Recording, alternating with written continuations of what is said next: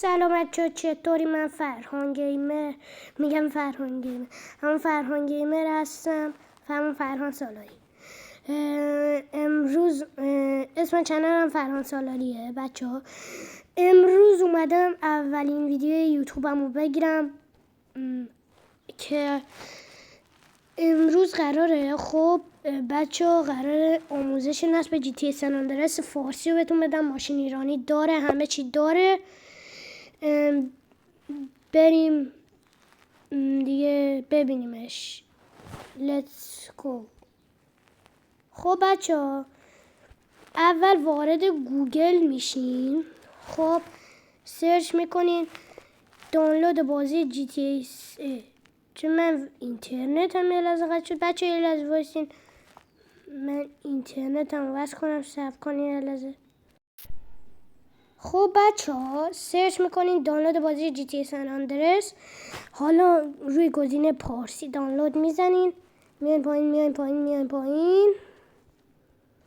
وقتی اومدین پایین ببینین اینجا نوشته دانلود نسخه فارسی با لینک مستقیم.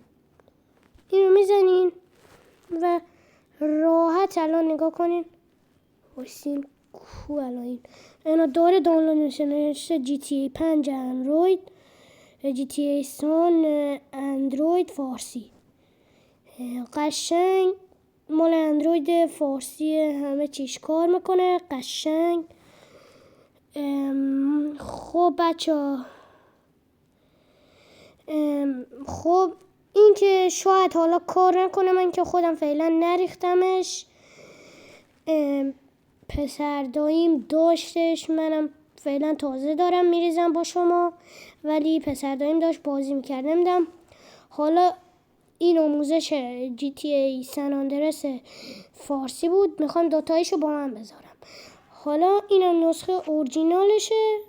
قشنگ میتونی قشنگ بگیری میزنی روش، اینو میزنی جی تی ای سن آندرسه ولی بدون فارسیش بهتره. خب بچه‌ها، اگه این ویدیو رو دوست داشتین لایک کنید، ساب کنید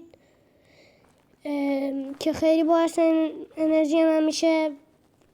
بچه‌ها تا ویدیوی بعدی، بدرود.